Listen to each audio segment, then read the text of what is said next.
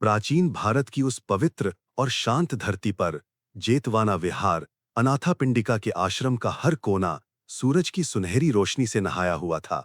बोधि वृक्ष के पत्ते धीमी हवा में सर-सर करके हिल रहे थे, मानो वो हवा के साथ मिलकर पुराने जमाने का ज्ञान धीरे-धीरे सुना रहे हों।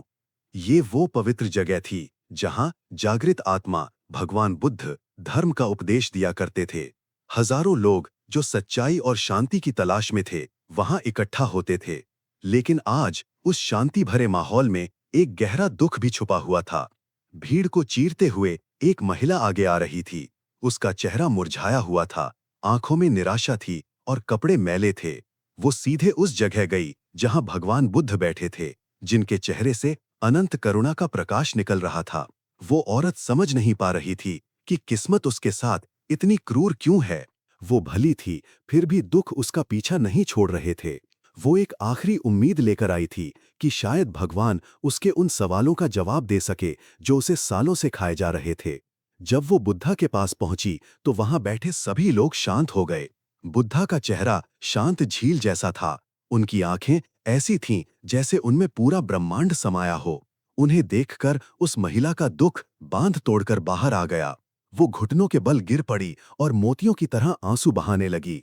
उसकी आवाज कांप रही थी, उसमें हजारों शिकायतें थीं। हे नाथ, हे करुणा निधान बुद्ध, कृपया मुझे बताइए, जरूर बताइए कि दुख सिर्फ मेरा ही पीछा क्यों करता है। मैं जानना चाहती हूँ कि किस्मत मुझसे क्यों लड़ रही है।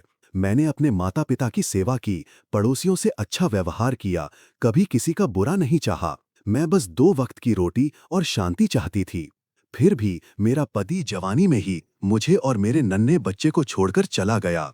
मेरा बच्चा हमेशा बीमार रहता है, तड़पता रहता है। मुझे रात रात भर जागना पड़ता है।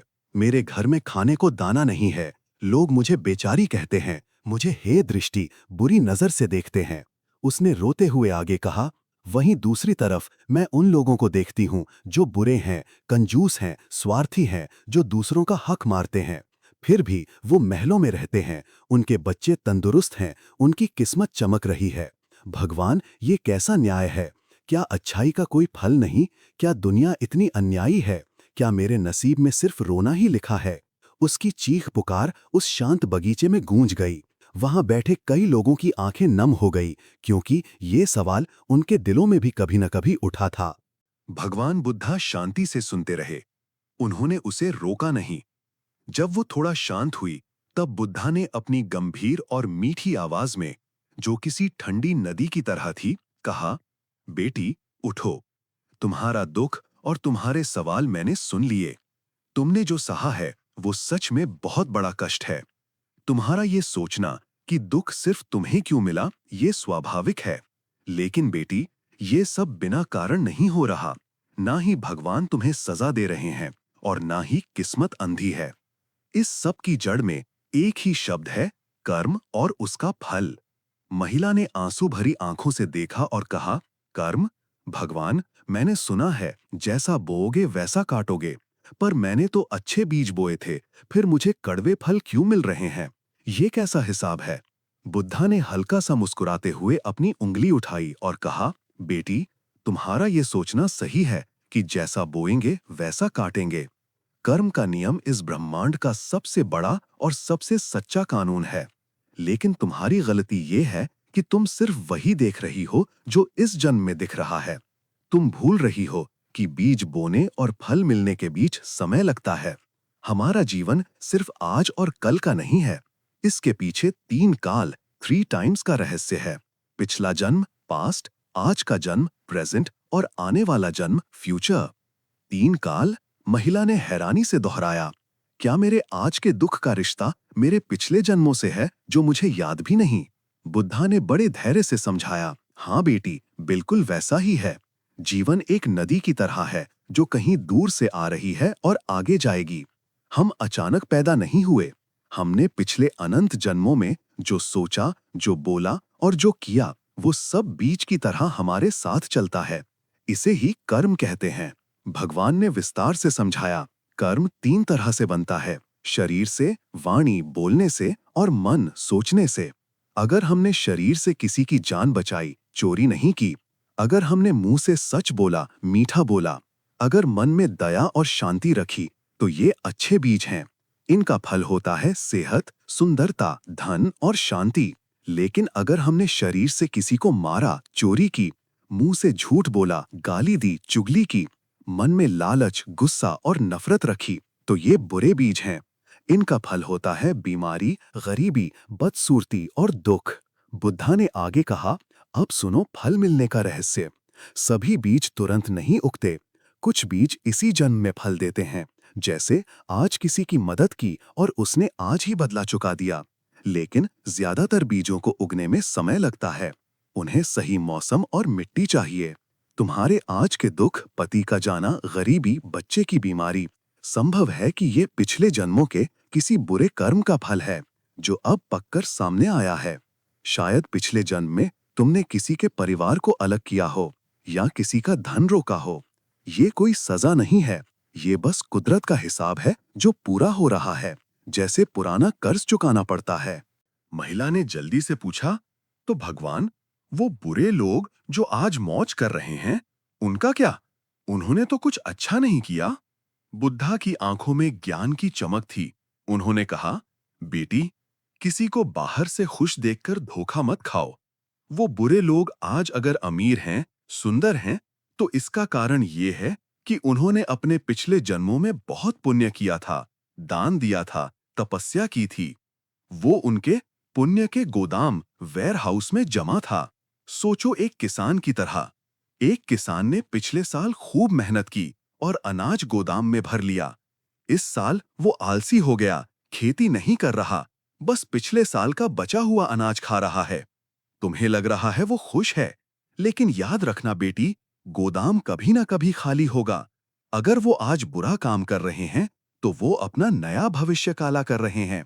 जब पुराना पुण्य खत्म होगा, तब उनके आज के पापों का फल मिलेगा और वो दुख भोगेंगे। कर्म का हिसाब कभी गलत नहीं होता, बस समय लगता है।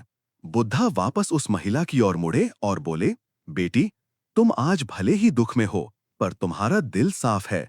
तुम मेहनत कर रही हो, ये बेकार नहीं जाएगा। तुम्हारे आज के अच्छे कर्म तुम्हारे आने वाले कल के लिए खुशी के बीज बो रहे हैं। हो सकता है इस जीवन के बाद या इसी जीवन के अंत में तुम्हें सुख मिले, अंधेर नहीं है। महिला सुनते सुनते शांत हो गई। उसकी शिकायत दूर हो गई, पर एक नई चिंता आ गई। उसने धीरे से कहा, भगवान, मैं समझ गई, पर अब मैं क्या करूं? जो हो गया उसे मैं बदल नहीं सकती। मैं तो बहुत दुख में हूं। क्या मेरा आगे का जीवन भी ऐसा ही रहेगा? क्या मैं कुछ कर सकती हूं? बुद्धा वे उसकी आंखों में देखा और कहा, बेटी, यही सबसे बड़ी समझदारी है। जो बीत गया, पास्ट, उसे बदला नहीं जा सकता। वो तीर कमान से निकल चुका है, लेकिन आने वाला कल, फ्यूचर, तुम्हारे हाथ में है। किस्मत पत्थर की लकीर नहीं है। तुम आज नए कर्म करके, नए हालात पैदा करके अपना भविष्य बदल सकती हो। मैं तुम्हें 4 रास्ते बताता हूं, ध्यान से सुनो और अपने जीवन में उतारो। पहला रास्ता, स्वीकार करो और माफी मांगो, एक्सेप्टेंस एंड रिपेंटेंस। सबसे पहले मान लो कि जो दुख आ रहा है वो मेरा ही पुराना कर्ज है। शिकायत मत करो, रो मत, भगवान को मत कोसो, क्योंकि रोने से दुख बढ़ता है। जब तुम दुख को शांति से स्वीकार कर लोगी, तो मन हल्का हो जाएगा। मन ही मन माफी मांगो कि हे परमात्मा, अनजाने में मैंने पिछले जन्मों में जो भी बुरा किया, मैं उसका प्रायश्चित करती हूँ। इससे तुम्हारा पुराना बोझ हल्का होगा। दूसरा रास्ता, बुरे कामों से बचो, प्रीसेप्ट्स। आज से कसम खाओ कि हालात चाहे कैसी भी हो, मैं नया पाप नहीं करूंगी। 5 नियम, पंचाशीला का पालन करो।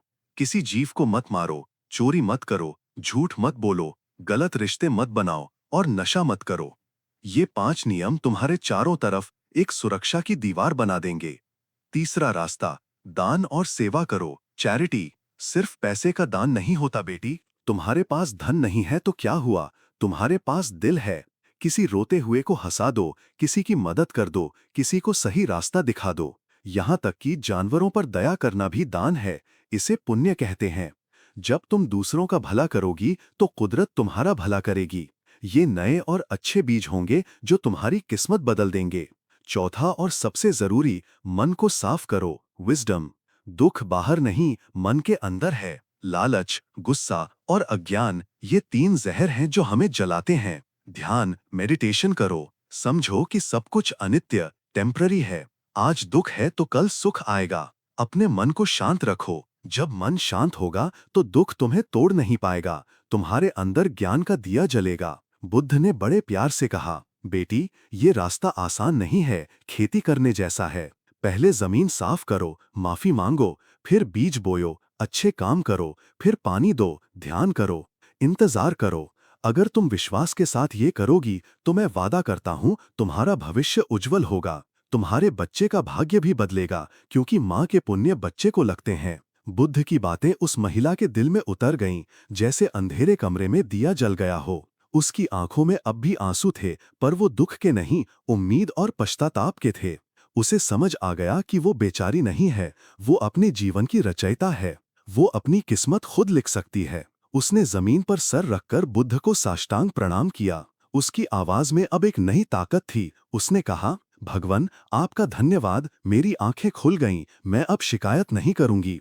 मैं आज से ही अच्छे कर्म करूंगी, दान करूंगी और अपने पुराने कर्ज चुकाऊंगी। मैं अपने बच्चे को भी यही सिखाऊंगी। जब वो उठी तो सूरज की रोशनी उसके चेहरे पर पड़ रही थी। हालांकि उसके कपड़े वही पुराने थे, पर उसका चेहरा चमक रहा था। वो वहां से चली गई, पर अब उसके कदम भारी नहीं थे, बल्कि दृढ़ थे। वो जानती थी कि उसे क्या करना है। वहां बैठे सभी लोग भी हैरान थे। उन्होंने देखा कि कैसे ज्ञान ने एक दुखी इंसान को बदल दिया। सबने मन ही मन कसम खाई कि वो भी अच्छे कर्म करेंगे। मेरे प्यारे बुजुर्गों, भगवान बुद्ध की ये सीख आज भी उतनी ही सच्ची है। हमारे जीवन में जो सुख दुख हैं वो संयोग नहीं है, लेकिन अच्छी बात यह है कि हम आज अभी से अपना आने वाला कल बदल सकते हैं। शिकायत छोड़िए, अच्छे कर्म करिए और मन को साफ रखिए। अगर आपको आज की ये कथा अच्छी लगी हो तो इसे अपने दोस्तों और परिवार को सुनाएं। ज्ञान बांटने से बढ़ता है और दुख बांटने से कम होता है। नमो बुद्धाया, नमन है बुद्धा को।